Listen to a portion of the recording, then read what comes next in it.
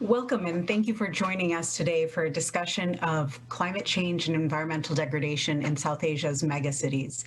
My name is Tamanna Salikuddin, and I'm the Director for South Asia Programs at the United States Institute of Peace. USIP is a national, nonpartisan, and independent institute founded by Congress and dedicated to the proposition that a world without violent conflict is possible, practical, and essential for U.S. and global security. We're very happy that you've joined our discussion today, and we thought this is an apt or opportune moment to have this discussion after President Biden's climate summit last week, where many South Asian leaders participated. South Asia is home to a fourth of the world's population. It is one of the most densely populated regions in the world. And out of the 37 megacities, that's an urban center of more than 10 million people, 8 of them are in South Asia. And even second-tier cities in South Asia are almost reaching that mark. So, when you visit, if you go to Dhaka or Mumbai or Karachi, you can see the actual impact of environmental degradation and climate change on not only the city, but obviously on the citizens. And here at USIP, we are really interested in understanding where that intersection between conflict and environmental degradation and climate change exist, and what solutions there are for those problems. Today, we're joined by an amazing panel from across South Asia. I'm very happy to welcome them. Briefly, we have Dr. Hurera Jabin. She's an academic and development professional with over 20 years of experience on urban resilience, gender, and built environment, with a specific focus on the intersection of gender and climate change in cities. She works for the World Bank in Dhaka, Bangladesh. And next we have Dr. Aditya Bahadur from India. Dr. Bahadur is a principal researcher in the Human Settlements Group at the International Institute for Environment and Development in the UK. He has been working at the intersection of climate change and urban development for almost 15 years. And last but certainly not least, we have Sarah Hayat from Pakistan. She's a lawyer by training with expertise in climate change law, and she received her LLM from Durham University in the UK and practices law in Pakistan for 6 years before going to the University of Michigan to study climate change law. She currently advises the government of Pakistan on preparing the nationally determined contributions to share with the UNFCCC. She's currently a development fellow also for the Asia Foundation in Pakistan. We hope that you all can join our discussion on our USIP page. Feel free to send in your questions. With that, I'll turn it over to my colleague, Jumaina Siddiqui, who's a senior program officer with our South Asia program, to moderate our discussion. So I welcome you and thank you for joining our discussion. Thank you, Tamanna. I echo my thanks to you all for joining us, and Tamanna for that wonderful introduction. Just to add to that, exacerbating these demographic trends, as Tamanna mentioned, is climate change. We're seeing record heat waves, we're seeing extreme weather events, we're seeing torrential rainfall, stronger cyclones, and things are only going to get worse, which is going to lead to severe humanitarian crisis, but also impact the stability of the region. For example, migration to urban centers, which is the topic of our discussion today, will continue to grow and place additional burdens on these mega cities to provide food, shelter, jobs, and other services. This migration is not just of majority populations, but also vulnerable minority groups, which could stoke communal tensions and conflict in their new urban communities. So our 3 distinguished speakers will address this and other stresses faced by urban centers in South Asia. And we'll begin with Hurera. Over to you, Hurera. Thank you, Jumaina, for the introduction and giving me the opportunity to talk in this panel. Today is an interesting day for me. I think after 26 years, Dhaka city finally experienced 40 degrees of temperature. So you can say, I was looking at the news and I was thinking, what a day to start talking about it. But if you talk about Bangladesh, in general, we often talk about 2 different opposing scenarios. One is definitely when we think about climate change, we talk about the most vulnerable country. In fact, we are the 6th most vulnerable country in the world from exposure to natural hazards. But on the other hand, when we talk about Bangladesh, and if you read about Bangladesh in the recent time, you will see that we are having a very good socioeconomic development, which we are hoping that will place us in as a middle income country by 2020. So this both positive and negative vibe about the country always put out in confusion, or sometimes put out in our challenge, but we also see many opportunities. So one of the socioeconomic development, or the key strand of development in Bangladesh, is fueled by the urban economy or urbanization. So the government of Bangladesh predicts that by 2045, most of the population, or majority of the population, will be living in different kind of urban centers. That includes these megacities, the smaller cities, and even the smaller urban centers. We have around 327 urban centers. So our urban population growth is about 5%. That means our urban population is growing in one of the highest level. But at the same time, the interesting part is when we think about urbanization, we don't only talk about the urban population, but we also talk about the urban area expansion. So if you talk about Bangladesh to be one of the most dense country, where 1,200 people live in 1 square kilometer of area, if you compare that to Dhaka city, where more than 47,000 people live in 1 square meter of area, you can only imagine how densely populated it is. But interestingly, the urban area expansion did not happen significantly in the last 10 or 20 years. It's rather staying stable, which resulted in very high density development in different cities and others. And which leads to a lot of pressure on the infrastructure and on the availability of resources. When we think about climate change, especially in urban areas in Bangladesh, we often used to portray Bangladesh as a sort of a flood risk is the highest one, or waterlogging or sea level rise will be the highest climate impact to think about. But we often do not talk about this increased heat and the impact of this heat. So as I was talking about that, today, Dhaka experienced more than 40-degree temperature. So in terms of the temperature, it might feel like, yes, it's the heat that we are talking about, which is the direct impact. But we don't usually talk about the indirect impact, like the health risk or low productivity. Usually in the previous years, when we see this kind of high temperature consistent for a few days or several days or even week or month, we see a lot of hospital being filled with diarrheal patients, which comes from water scarcity and waterborne diseases or scarcity of water. We see a lot of low income, low skill employment, livelihood opportunities being impacted by the health risk and the low productivity from high heat. And also what it means that not only people are exposed to the direct heat, but the indirect impact affect the households, their health expenditure, their food expenditure, their income. And also another issue that are very important for Bangladesh, especially in urban areas, is this extreme or erratic rainfall. So I remember a day in 2009 when almost entire year's rainfall happened in only 6 hours. So no way our infrastructure, especially the drainage system, can be ready for this kind of erratic rainfall incidences. So these happens, which are creating challenges for the urban areas. And those are, you can say, mostly infrastructure design and development. And also, we have very limited land for development. So since we are not expanding our urban areas, the existing infrastructure remain heavily under pressure to support this increased urban population, and access to this infrastructure become also challenging.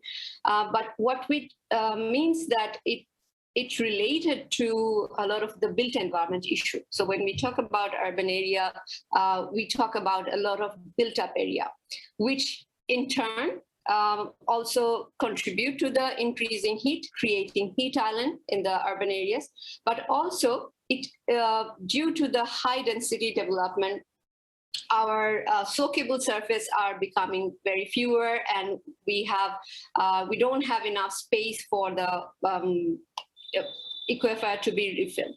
So if we think about how the climate change can create some kind of conflict, I think most of the academic research so far talks about this access to resources as a sort of a main contributor to possible conflict. So in that way, water scarcity, especially in urban areas, can be one of those key issues to think about if we think about climate change as a conflict issue.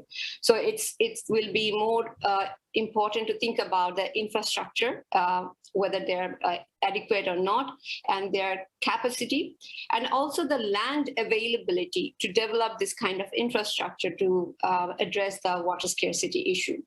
And also the energy supply related to water scarcity can be one of the issues. The other issue that often academics talks about related to climate change and conflict is the economic stability and urbanization. So when we think about it, definitely the recent political stability has given us that economic boost up that we are working on it. So, but again, there's a limit to how much the government, the public sector can do, how much their institutional capacity can be. So in future, even though we don't talk about it, we have to think about how the policy domain, the institutional challenges are there for the public sector to support this urbanization. But I see a lot of effort from the Bangladesh government to think about climate change and urbanization as an issue. So if you read about Bangladesh, there is a new plan. It's called the Bangladesh Delta Plan, which was prepared keeping the climate change in mind.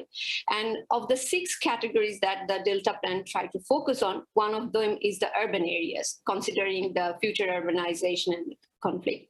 And in the urban areas intervention, the government is suggesting or trying to work more towards increasing drainage capacity, ensuring water security and water use efficiency, and protecting the wetland and rivers to support the urban areas, and also trying to develop urban infrastructure and governance.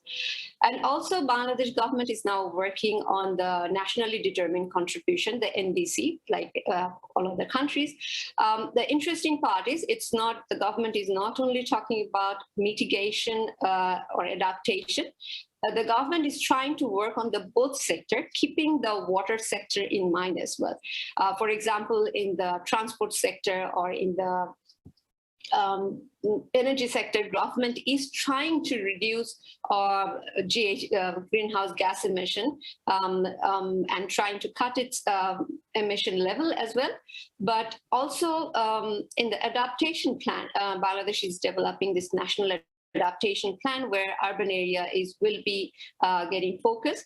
But there is a quite hopeful situation from the government in a way that Bangladesh government, from their own support system, they try to invest about 2.5% of the GDP in climate change adaptation.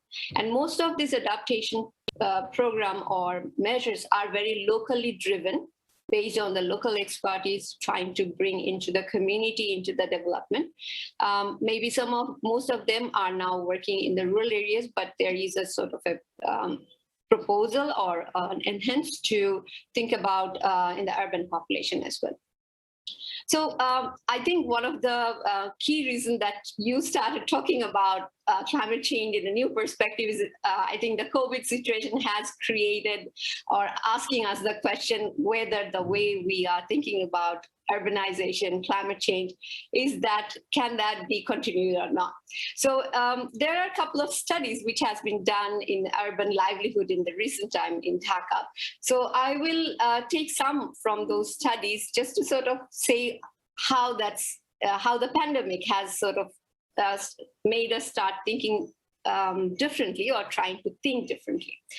So if we think about migration, in Bangladesh, the urbanization or the urban population growth is definitely fueled by migrants. So we don't know how much of them are environment migrant, how many of them are economic migrant, because it's become difficult to segregate economic migrant from the environment migrant, because the environment migration happens due to loss of livelihood in the coastal areas or in the very vulnerable areas. So definitely we were looking into migration as an in-migration due to economic and environment reasons as well. But what this pandemic has showed us that there is out-migration now because of the pandemic. So whether it's a long-term thing or a short-term thing that we need to think in future, it's just people have started studying about it. But what it brought out into discussion is this, when we are thinking about out-migration, this is very much fueled by this typical urban issue that urban living or urban vulnerability is very much dependent on the non-food expenditure or living costs to stay in urban areas. So what the pandemic has shown us, the non-food expenditure for the urban population, especially the migrants who move to the city or live in a very vulnerable area or in vulnerable economic state, they are the one who can be very highly hit by this non-food expenditure, and which can, this non-food expenditure increase for any kind of disaster can increase or deepen the poverty, or it can even make the economy fragile, which we are trying to build very strongly. But in all of this discussion, what I want to bring into attention is another issue that when we talk about climate change, we think about communities in general. We don't disaggregate data to think about how men and women act differently within the same climate change vulnerable scenario, and especially thinking about migration and others. So what I want to bring into discussion is this, that we talk about more people living in urban areas in the coming decades, or still people are living in there. But we don't talk about is there will be, in the coming decades, more women will be living in the urban areas. And there will be more female-headed households. And most of these female-headed households may be living in informal settlement, in a very vulnerable condition, if we do not think about them now on. And this is a concern for us, because if you think about the women and children in urban areas, especially in urban poor communities, they are double burdened. What the pandemic has shown us that they can be highly, highly vulnerable, because they are the first one to lose their employment. And one of the recent studies suggested that going back to work is 5 times challenging for women who are very low skill, and even the skilled job holder in the lower rank, they are the one who are facing 5 times challenge to go back to work. And also, because of any disaster, people use up their savings, and also they live or depend more on the borrowing and taking loan, which in another term, women become more responsible to pay back or to adjust to it. And the indirect impact that started to show some indication, which needs further study, is that we are hearing a lot of higher rate of dropout of children from the education, which builds their long-term resilience.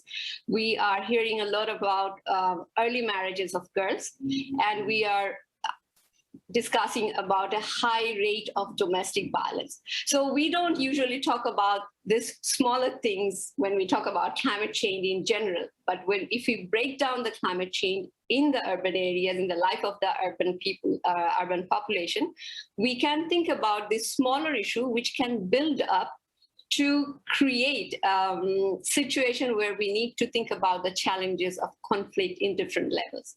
So I want to stop here now, Rumaina, and hear from the other colleagues from India and Pakistan. Thank you so much. Aditya, over to you.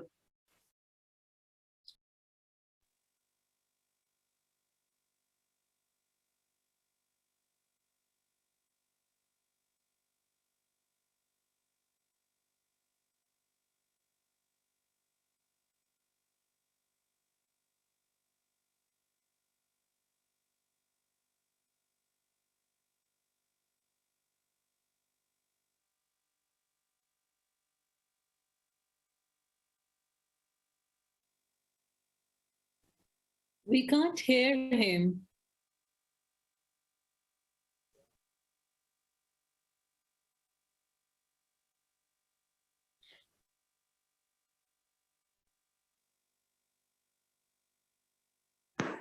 Hello.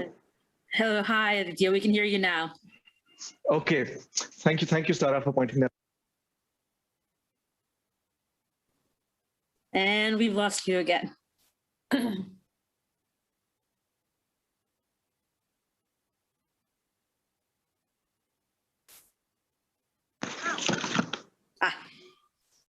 Hear me now. Yes, we can. Okay, Yes, your wonderful. headphones were the culprit. Yeah, I'm going to hope like hell that this works. Very good morning, good afternoon, or good evening to everyone. My name is Aditya Bahadur, and I'm a principal researcher with the International Institute for Environment and Development.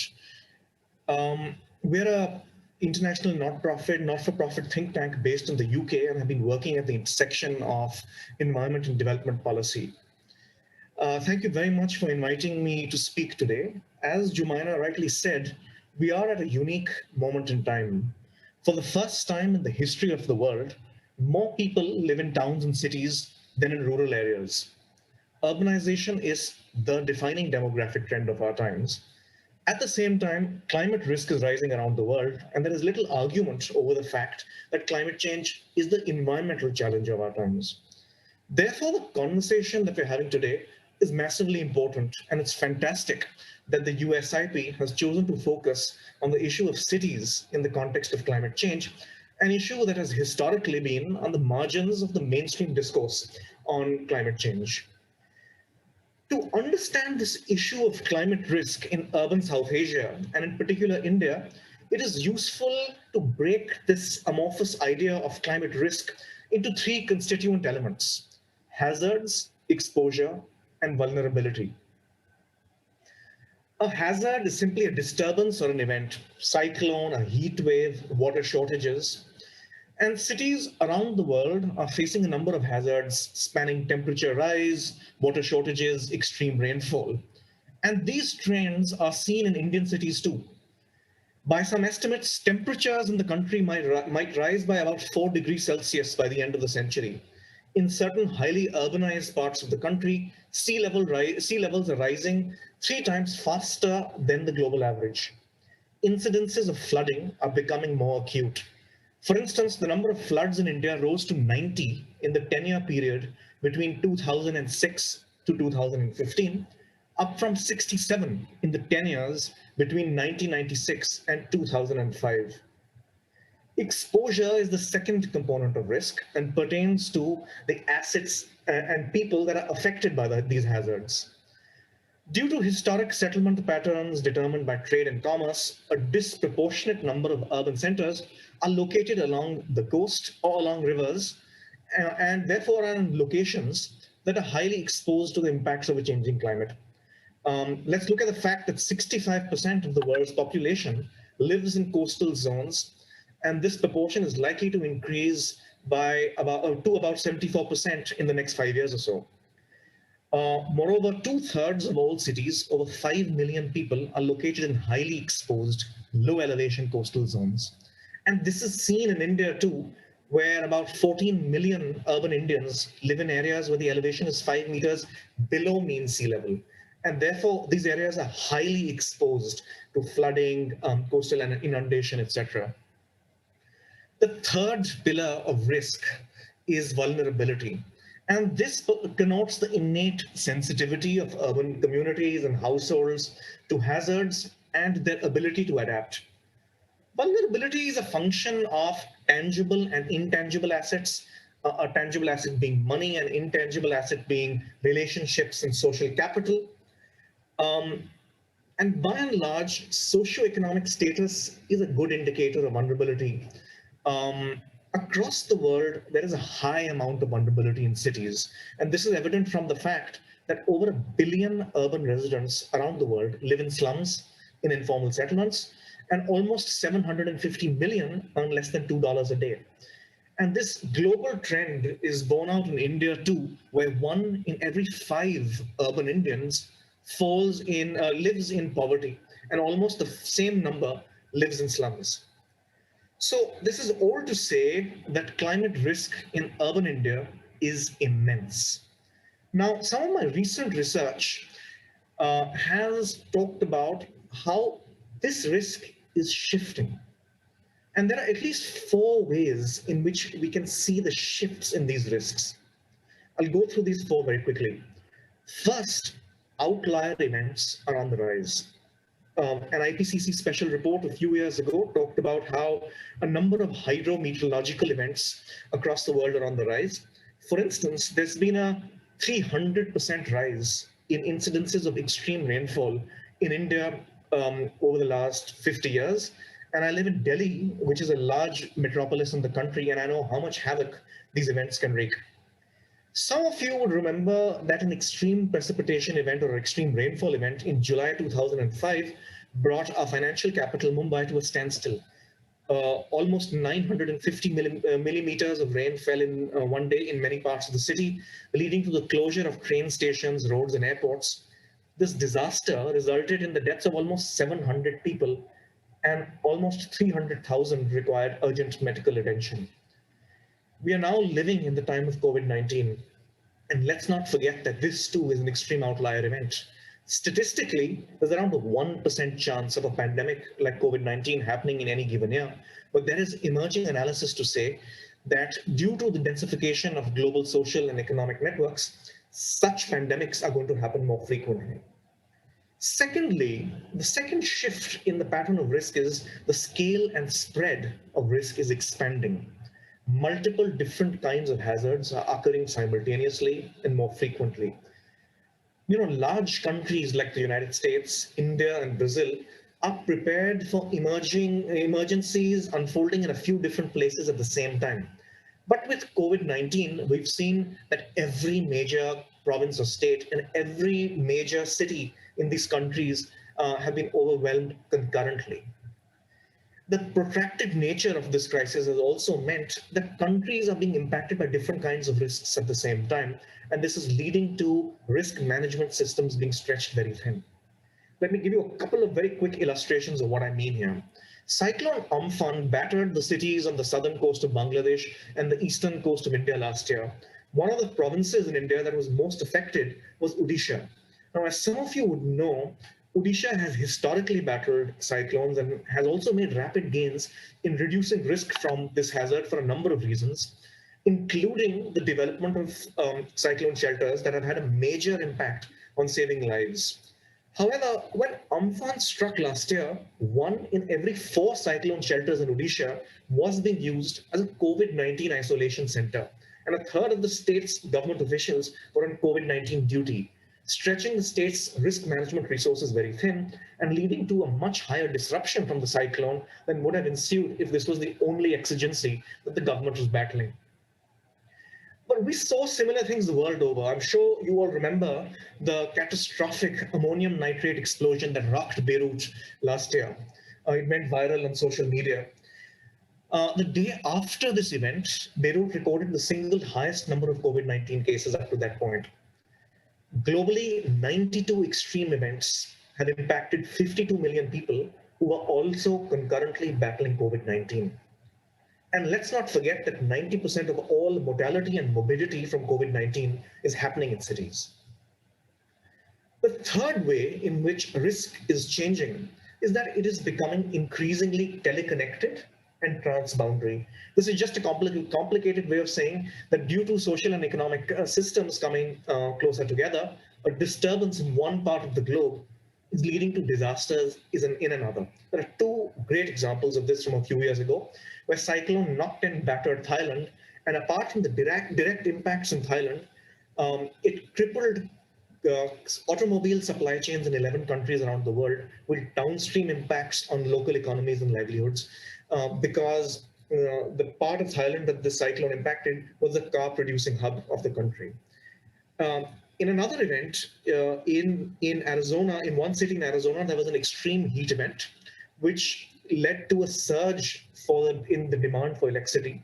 This led to a high tension wire tripping in that one city.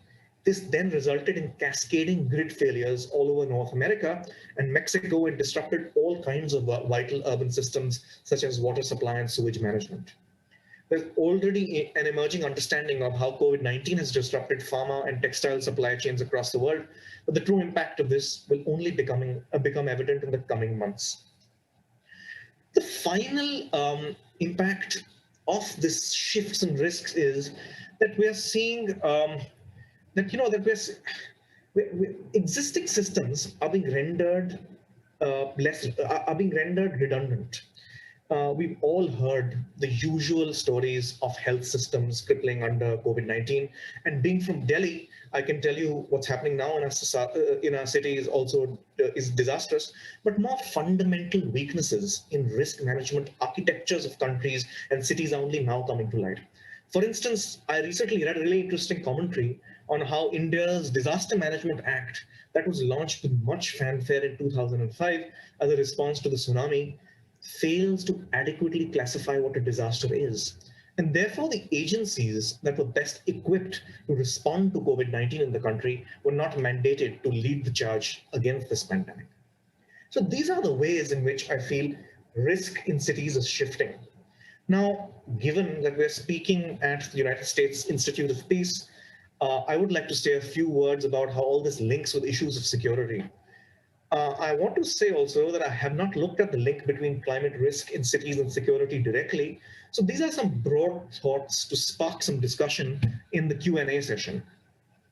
I believe there are three main vectors through which this issue of climate change and security interacts. First, these issues are related through a biophysical vector. This is seen most clearly through the mounting evidence that certain changes in the climate, such as an increase in heat, contributes to spikes in public violence, domestic abuse, and crime. Let me give you 2 or 3 interesting examples of this.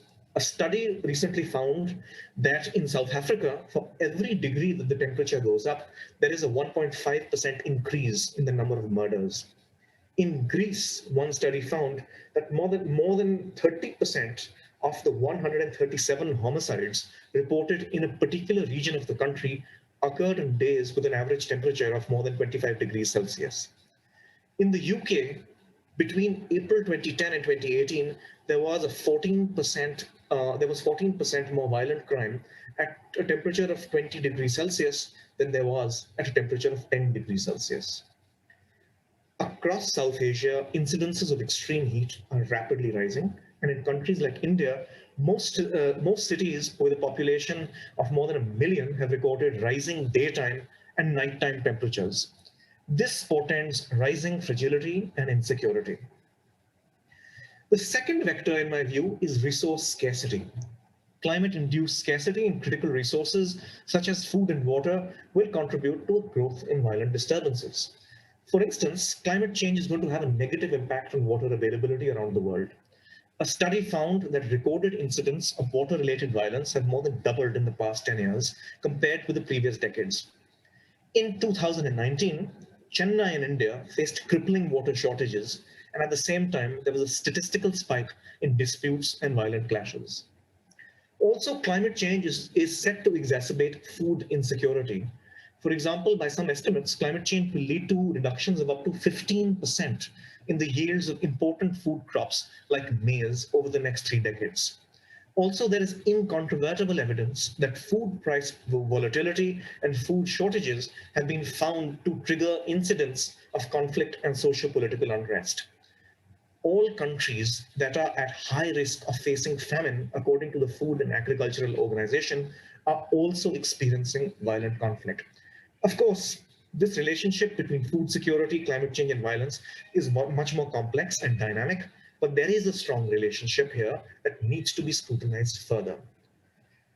The third vector is displacement. And again, in India, there is increasing evidence of growing displacement due to climate change. But I don't want to say much more of this because evidence is currently very limited. And of course, there is increasing evidence that displacement leads to spikes in violence. But this is a highly understudied area. And I think there are others on the panel like Herrera who are probably better equipped to talk about this. So I'm going to stop there. But I didn't want to just end my talk on a depressing note.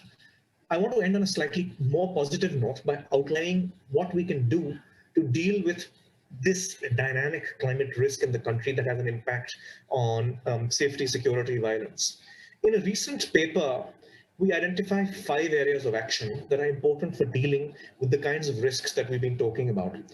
I'm not going to go into detail, but I'll mention these 5 risks in about 30 seconds each, as I can feel Jumaina staring at me to finish up quickly. So I'm going to go through these quickly. The first is that we need to recognize that there is a high degree of informality in the riskiest cities across the global south. As a rule of thumb, roughly 30% of everyone who lives in a city lives in an informal settlement. So we cannot build resilient cities by focusing on only formal policies and formal planning processes. We need to partner with the informal sector. And we've seen some really interesting examples of this during COVID-19 in places like Dharavi in Bombay, which is the largest slum in Asia and the most densely packed settlement on earth.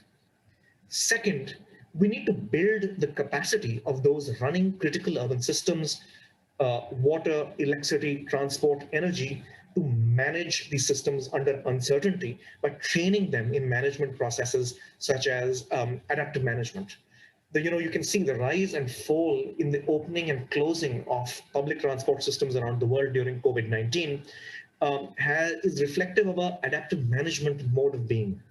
Now, while that was reactive, what we're arguing for, train the people in these cities running critical urban systems in these ways of managing systems to deal with emergent problems.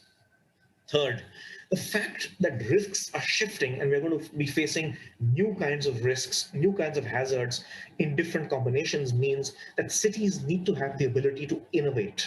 Now, I'm not arguing for a model of innovation that is expert-led and top-down. What I'm arguing for is a bottom-up, frugal model of innovation that is based on the South Asian concept of jugaad, which is working with few resources, iterating and experimenting quickly to see what works and scaling up those innovations.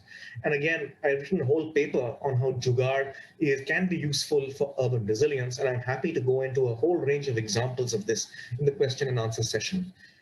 The fourth strategy that I want to emphasize is that we need new ways of collecting and analyzing data. No longer can we rely on top-down scientific methods that are slow, expensive, and need a high amount of expertise.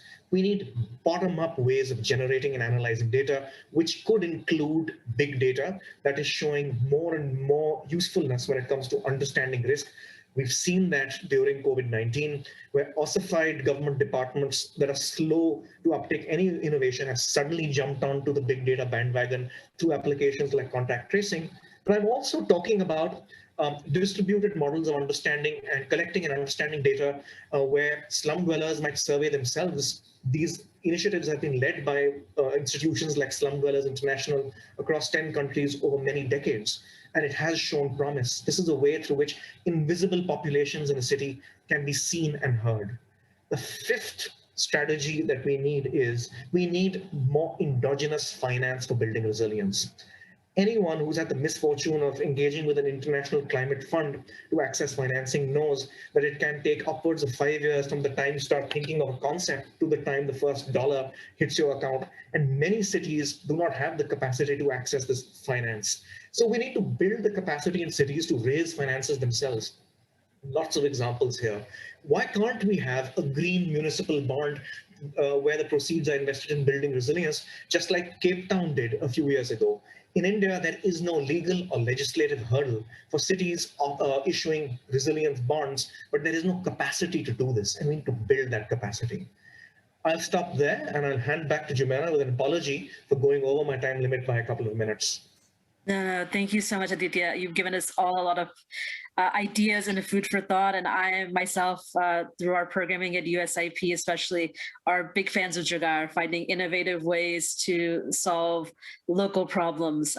Sarah, over to you to talk about the situation in Pakistan.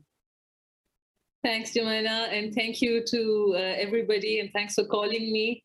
I've learned so much from Herrera and Aditya, and also they've said pretty much everything I had to say. I think my favorite part of this talk, though, has been that you've brought together people from a part of the world that experiences climate impact similarly. Bangladesh, India, and Pakistan, by virtue of our topography, our positioning in the global south, our very large populations are vulnerable to climate impacts in, by and large, the same way. With that said, Pakistan is a very, very, what should I say, is at high risk of climate impacts. And in 2020, we were the 5th most impacted by climate change by the German Watch. That's the, they sort of provide a list of countries that are most impacted by climate change. In 2020, we were on the 5th number in the long-term impacts. In 2021, on the long-term index, we are on the 8th number. I don't think this has anything to do with our policies per se, but it's just how the global, the shifts in atmospheric patterns and its impacts on climate change. But that said, almost 49% of Pakistan's population is living in about 9 urban cities in the country. In Lahore itself has a population of over 10 million. Karachi is nearing 20 million. Faisalabad, Multan, we are all very heavily populated cities. Now, how climate change impacts cities is contingent upon a number of factors, most of which have already been discussed, but it's important to mention here that how a city gets impacted by climate change, I would personally say, is by and large influenced by its geographic location. So how close it is to, let's say, melting glaciers, or to the sea, whether it borders the coast, whether it's on the coast, whether it's next to a big river. I think that's a very important factor that needs to be considered. Secondly, of course, the financial health of that city, then the socio-economic socio-economic standing of that city, then how prone it is to high temperatures or to heat, extreme weather events, and then the adaptive capacity of stakeholders and institutions to address climate challenges in that city. I think that just can't be stressed enough. And Aditya, I think, has given a very sort of holistic picture of how things should be managed. So what I can do is I can talk, for the benefit of our viewers, I can talk a little about how climate change is actually impacting cities in Pakistan, like what we're seeing. And the first city that comes to mind really is Karachi. Karachi is very highly populated. It's in the south of the city, of the country, and is a coastal city. Almost every year, Karachi experiences erratic weather patterns. And so it experiences extremely heavy monsoons most years. Unfortunately, the city hasn't really done anything to prepare for it. And that is, I think, the golden question, which is that cities that are already experiencing climate impacts, why are they not now planning for future, more heightened climate impacts? In 2015, Karachi saw a heat wave. That heat wave lasted for about over a week, but with temperatures rising to almost 48 to 50 degrees Celsius. We lost 1,200 people. These were lives we could have saved. There was a national emergency declared in hospitals in Karachi, but it's not as if the weather department didn't know that this heat wave was coming. They knew it was going to come, but they just didn't prepare in advance. And these are not impossible tasks. If you know that Karachi is going to experience a heat wave, then there should be an early warning system. People should know about it. Your government should stock up on things, very simple things like rehydration salts. Like, there should be access to cold water that should be available. People should be told to stay indoors. Hospitals should be, told to stock up. Little things that you can do in advance. For example, now Karachi is experiencing extremely hot weather these days also. And this time the meteorological department has said that Karachi should prepare for a heat wave, but we haven't seen any evidence of how Karachi is preparing for that heat wave. People are just complaining about it being very hot, but nothing's really been done about it. Then in 2020, right in the heart of the pandemic, we saw Karachi flood. Not just Karachi, Sindh, which is our southern province, Pakistan's southern province, just come to a complete standstill because it rained consecutively for 5 days. During this time, our infrastructure couldn't support this kind of rain. Roads got blocked. A couple of bridges collapsed. There was no electricity for 48 hours in Karachi. There was no internet, no cellular services. There was no way to get to hospitals. Roads were flooded. Our sewage systems collapsed. The dirty sewage water ended up penetrating water tanks in houses. Diarrheal infections rose. And these are all climate impacts that these are all very tangible climate impacts. But because these have happened in Karachi, the next question should be, and the issue and the area of concern should be, how is Karachi going to adapt to them? And that is where I feel what Aditya said is very important, and also where if there is any disparity between local governments and provincial governments and federal governments, that should be set aside, and the well-being of the citizens should be prioritized. I feel, unfortunately, that with Pakistan, post our constitutional 18th constitutional amendment, the environment has been delegated to the provinces, whereas climate change remains a federal subject. So what happens is there remains a continuous tussle between the provinces and the federal government on who's going to be responsible for what's happening. And that's something that countries should bypass altogether. They should just be aiming to start developing infrastructure that can deal with climate impacts.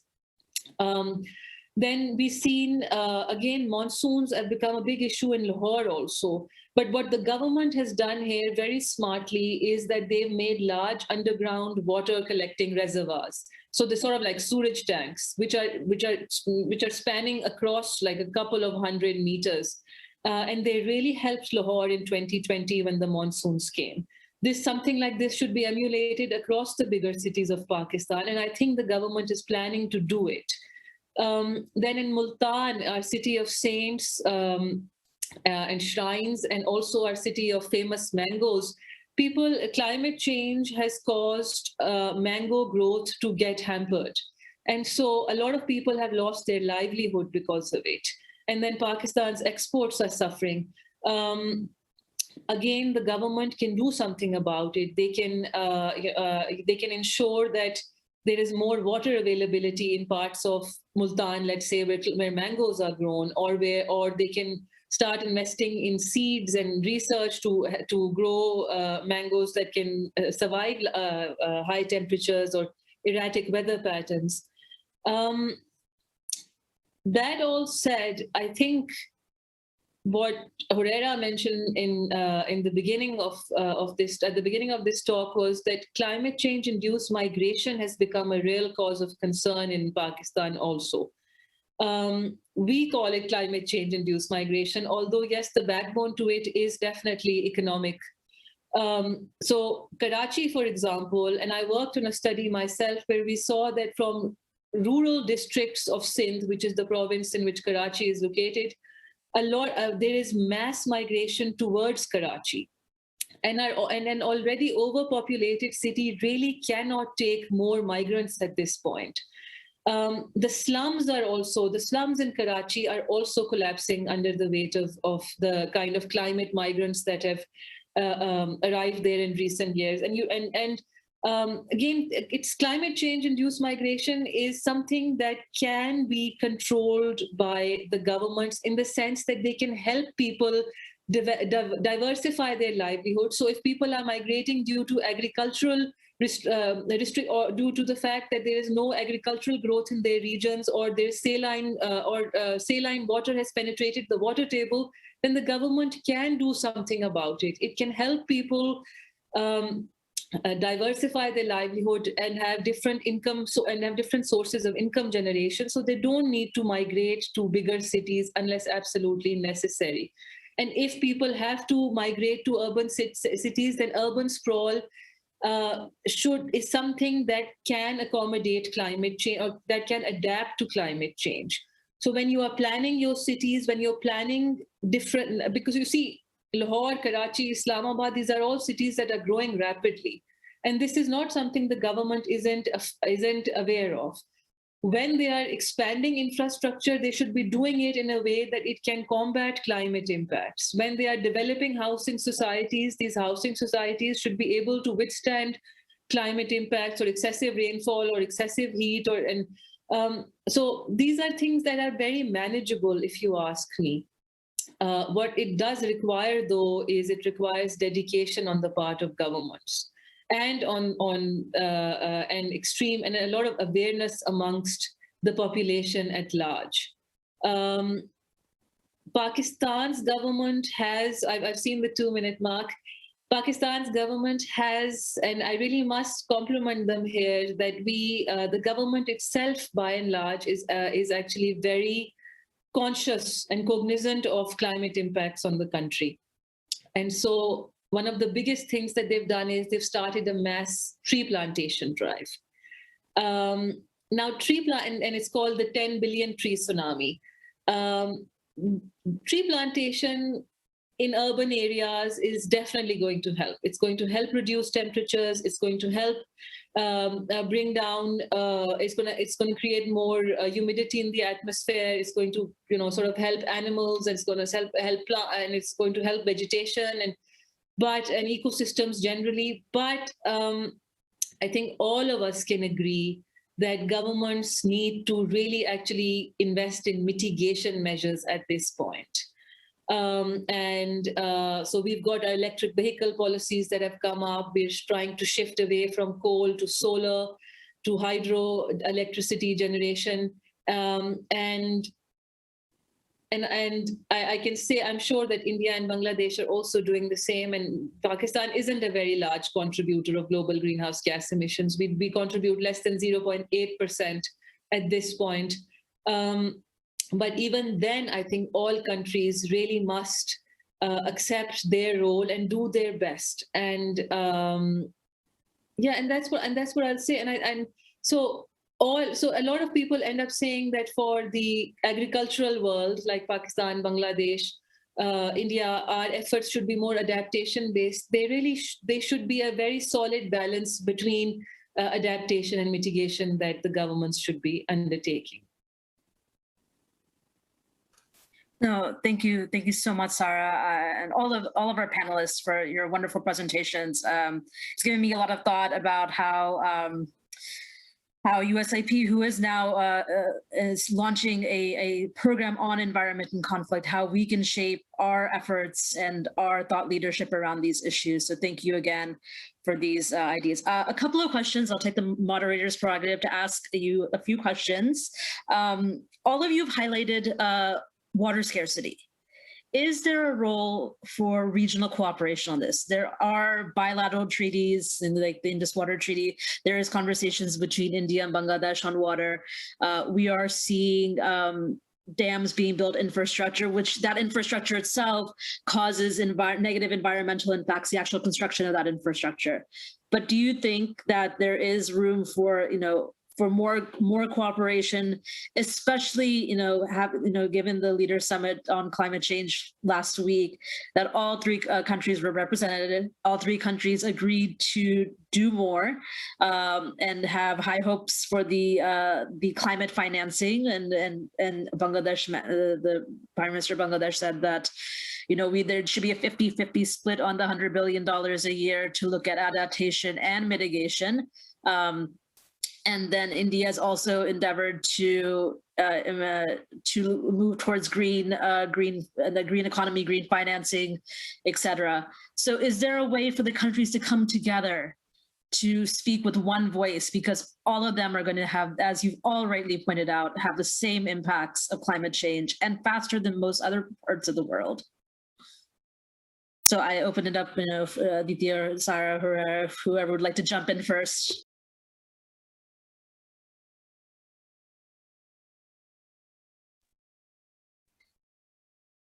Well, I can start saying that we are in the downstream, so whatever happens in the upstream are impacting us definitely. Yes, I do feel there are a lot of, there is actually, the focus should be on having a regional cooperation and regional strategy, because whatever we are experiencing in Bangladesh is definitely related to what is happening in the upstream in the India. And we were, the other day we were discussing the same water issue is very much, has a very different face of risk in Nepal, where we have a different opposite face in Bangladesh. So I think water scarcity is something where this cross-border, across this region, some kind of cooperation, some kind of strategy working together will be essential.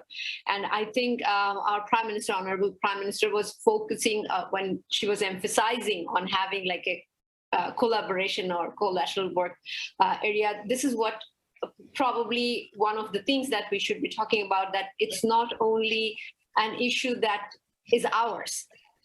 If we say that we are not the polluter, we are not the contributor, but we are in the receiving end, in the same way, it's not only us, we can do something if we are thinking about adaptation or even mitigation. I think definitely for water scarcity, because how we are connected, that should be our key concern to think about. I will let others to comment on it. If I can jump in very quickly, I think Hurera is certainly much more optimistic about this than I am. I helped run a big UK government-funded adaptation project across Afghanistan, Pakistan, India, Nepal, and Bangladesh. And one of the things that was specifically in my list of responsibilities was trying to engender some kind of regional cooperation. And we found it extremely difficult. I think it's possible for India and Nepal to do stuff together, and there are interesting experiments happening on cross-border flood management. I think to a certain extent, I'm going to hazard a guess and say that it's possible for India and Bangladesh to cooperate in some limited capacity. I think it's virtually impossible to expect regional cooperation between India and Pakistan, given the complexity of our relationship, much as I would like that, and much as it makes sense because we share the same river basin, one of the major river basins. I don't know if Sarah is more optimistic than I am.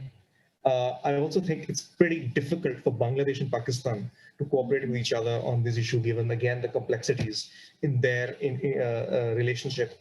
However, I think I'm talking about a track one relationship, right? I think a track two, track three relationship is certainly possible and could create a lot of impact. I think there is room for exchange of climate scientists from these countries to share experiences and knowledge and ways of working. There's a case for joined up approach to the media, raising issues of climate change. And in fact, we did that. We brought people in civil society together in a third country from India, Pakistan, Bangladesh, and all these places to talk about climate change issues. And I think that led to a spike in coverage in those sorts of issues. So I think a track two, track three cooperation is possible, but I wish the best of luck to anyone who attempts a track one engagement on climate issues. Sarah, I don't know if you agree with me. I was actually trying to avoid commenting on it. So, yeah, I think I agree with you. I wish I didn't, but I can say for Pakistan that our Prime Minister is very keen to bring climate change to the forefront and to sort of engage in discourse on it. And I don't just say it as a Pakistani. I say it because this is one of his good. What should I say? One of the good things he's doing. And so I do feel like if all three governments were willing to sit across the table and discuss this, and I'm not talking about the water issues in the region, but no, I'm just talking about climate change generally.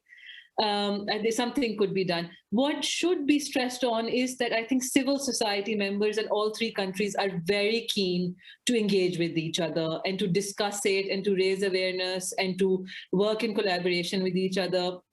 I know Pakistanis are always talking. Smog hits Delhi and Lahore with equal intensity. I am in myself in so many WhatsApp groups where people are from India and Pakistan are always talking about like how we can manage smog.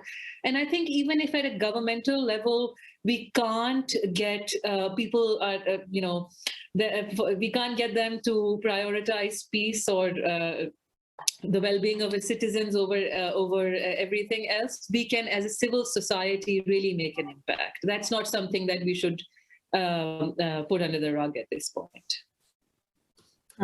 Thank you. So I have a few questions that have come in from our audience. And a couple of these are on these similar lines of cross-border issues. First question, anticipating significant cross-border climate migration amongst these countries, what might be challenges or impacts in cooperation, and how to manage especially the cross-border migrant-driven conflict? If anyone wants to tackle that. I know Bangladesh is not dealing with climate migrants, but there is influxes of migration across the region. So if anyone wants to address this particular issue. Okay, I'll just go first. This is a great question, but we don't have migrants coming in from Bangladesh or India into Pakistan, climate or otherwise. It's just not possible. We have, of course, a lot of migrants and refugees coming in from Afghanistan and other parts of the world. Climate migration, I think for our part of the world, is by and large actually very domestic. So people from the north of Pakistan shifting to the south, people from rural areas shifting to urban centers. It's very real and equally potent in the kind of impacts it has, but it's not cross-border, not for Pakistan. I think I agree with Sarah. I think this whole boogeyman of cross-border migration is massively inflated for political reasons in all countries. And I think in our country too, there's a lot of distressed migration from rural to urban areas. And I think, there are lots of things you could do, right? But I think one of the most potent weapons is social protection. And I think it needs to be discussed to a much greater degree than it is currently. Making sure that social protection mechanisms like India's Mahatma Gandhi National Rural Employment Guarantee Scheme or Pakistan's Benazir Income Support Program targets vulnerability better, or people who are exposed to climate change better, can help manage this migration to a greater extent, and also provide opportunities in urban areas. But I also feel a bit uncomfortable with this discourse because we suddenly start talking about migrants as a problem coming to the cities, whereas the fact that our cities are engines of economic growth and centers of innovation is precisely because we have this fast movements of goods and people. So I think while we are talking about managing migration and controlling migration, I think we need to talk about urban development and making our cities much more able to receive migrants and give them a decent standard of living and a place to live. While we also talk about migration as a problem. And there are good models of how to make sure that receiving areas are able to accommodate migrants in a civilized fashion from around the world that need to be replicated and scaled up. I want to agree with Aditya on this thing, that when we think of migration and think it as a sort of a problem that migrant people needs to be separated, they are a problem for the place where they are coming.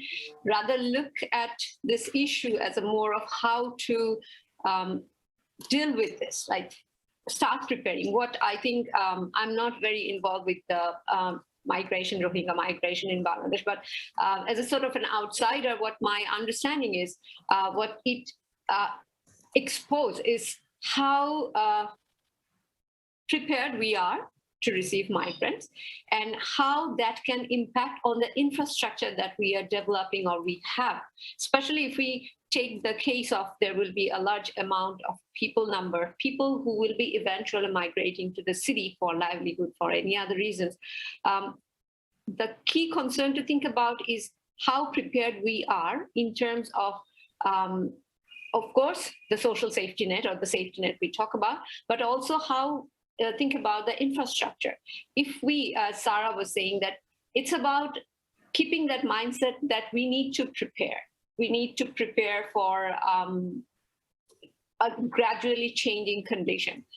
Maybe the extremes can make us think, start thinking about it, but we have to gradually become prepared to better manage risk. Risk is not something that you cannot eliminate. You can better manage. You may not be able to eliminate all the hazard or things, but you can better manage if you are prepared.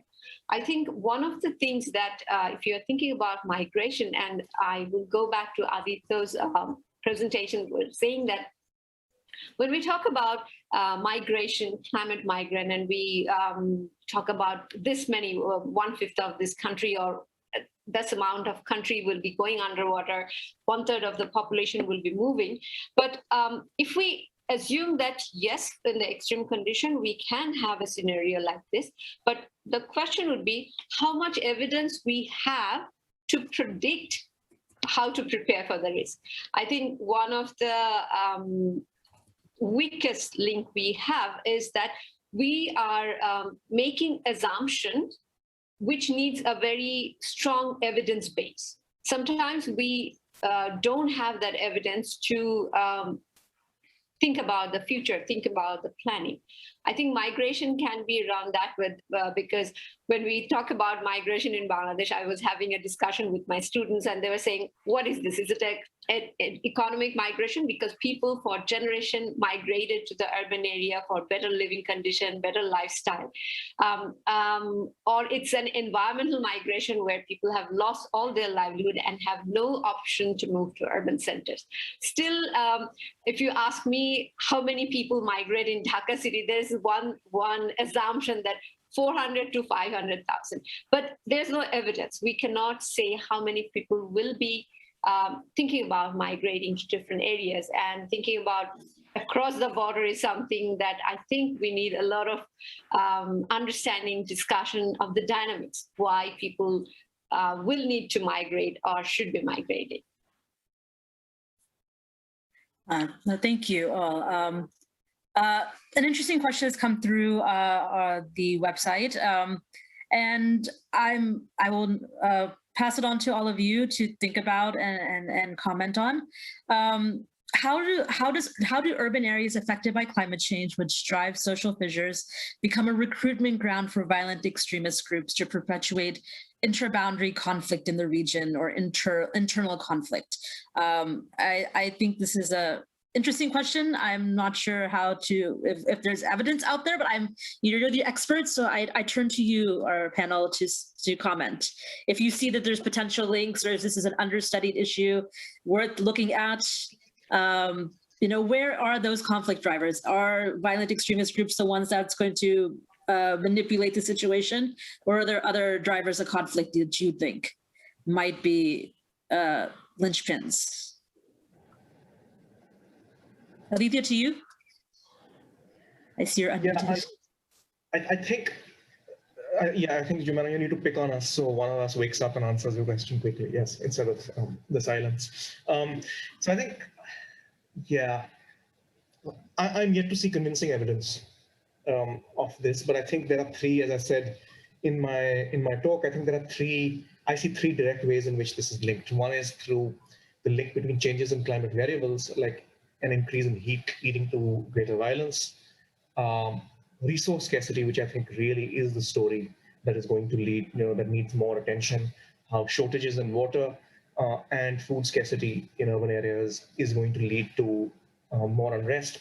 And I think third is this whole issue about displacement that could contribute to violence. Now, I think that's when it comes to urban areas. In non-urban areas, perhaps there is a link, right? Of course, I mean, we know that there's a link between increasing resource scarcity and armed groups capitalizing on scarce resources, and that leading to tensions like it has in different parts of the world.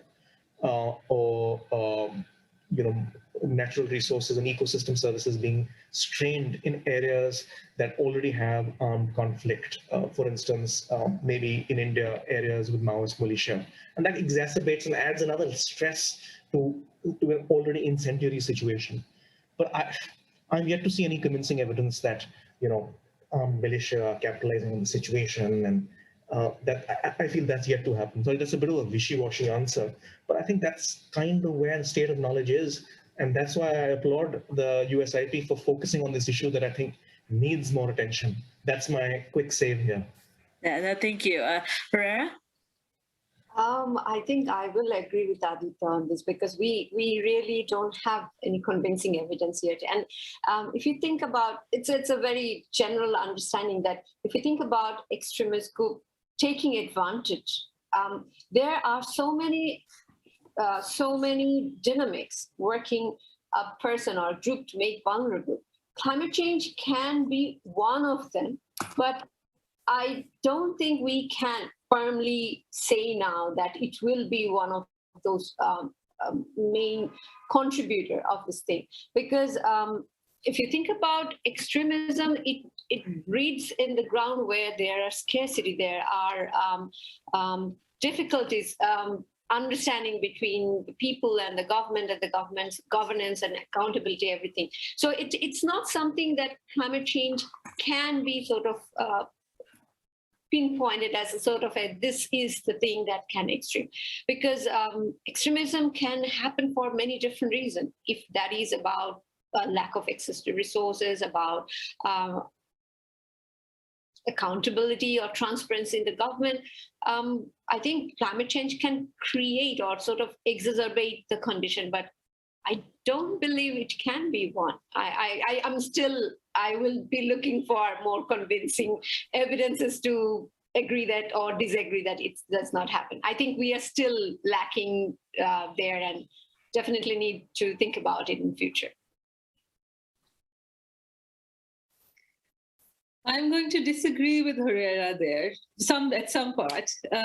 So there are some studies that have been conducted that suggest that the Syrian civil war started because of droughts in the outer regions of the country that caused mass migration and then civil strife again. But I think, again, the backbone of that is resource availability or resource scarcity.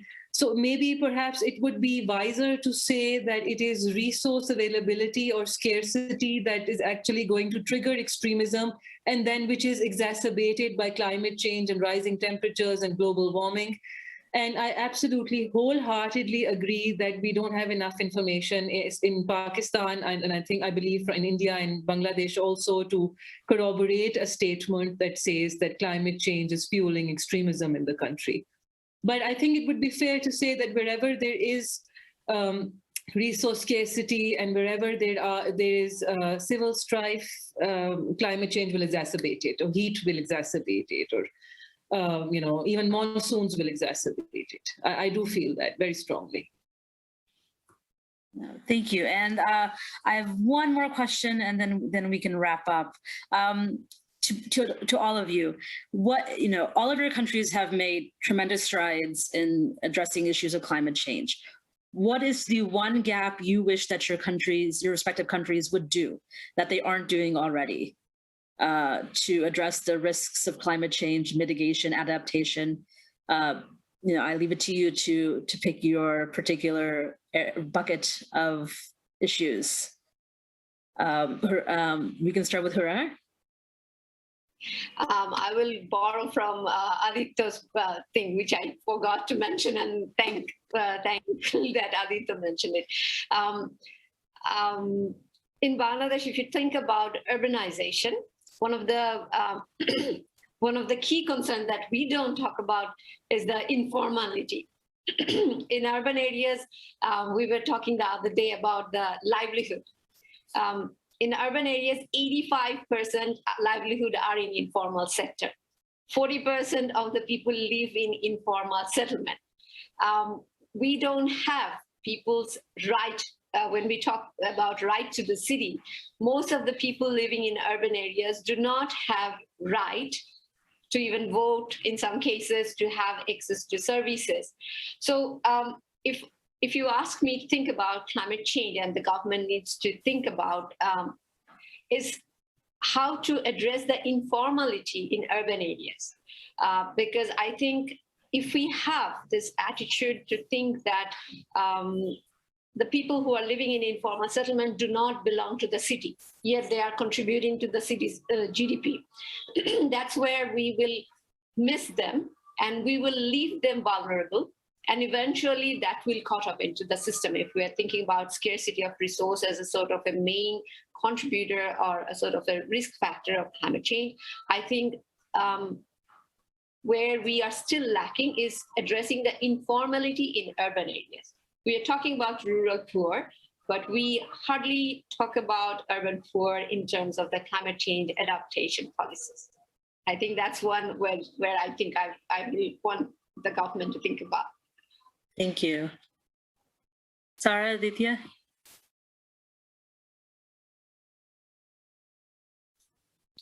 So thanks, Aditya. So I think I would like Pakistan to focus more on collecting grassroots level data. I work in the area, and I myself rely very heavily on information from Bangladesh or India, or even some African countries to sort of suggest what potential impacts Pakistan could experience. And I think that my government is doing a lot to combat climate change, and I think they're doing the best that they can. But what they're doing is that they're bypassing the very grassroots level requirements, which is collecting data on the ground and also raising awareness. Raising awareness is something most governments tend to overlook because they feel like it doesn't have the kind of tangible effect that they want in the next elections, but it's very important. It is very, especially for an issue like climate change in countries that have low literacy rates, there should be mass awareness drives. Thank you. And last but not least, Aditya, I'll give you the last word on this. I fully agree with Vera and sort of the prescriptions that they provided. But recently, I was asked by India's principal opposition party to give them suggestions on what they could include on tackling climate change in their election manifesto. And I gave them, on my wish list, were things that were totally of no interest to them because they were totally unsexy and not jazzy with no razzmatazz. And I think, if someone was to put a gun to my head and say, tell me one thing, it would be about building the capacity of urban local governments across the country to understand what climate risk is and how to integrate that in their plans and projects. So a big capacity building drive across the country for people working in municipal corporations, municipal councils. As I said, not the jazziest or most exciting initiative, but I think one that is going to deliver the most gains over time. And we've certainly seen shifts in capacity on particular issues in India, right? Just when people think, oh, this is too difficult, or the whole move towards e-governance in our country has been a result of sustained capacity building over a decade that is going to deliver big gains, is already starting to deliver big gains for governance, but is going to continue to deliver benefits going forward. So I'll stop there. Thank you, Jimena. Thank you so much. I hope that representatives from your respective governments are listening. You guys are and I'm so glad you all were able to join us because I truly believe that you are the next generation of experts that will have an impact and are the ones on the ground making a difference. So thank you very much for your time, especially in your evenings. And thank you to our audience for tuning in. And please do keep an eye out on USIP's website for future events and publications on the issues of climate change, environment, and conflict, not just in South Asia, but around the world. Thank you so much, everybody.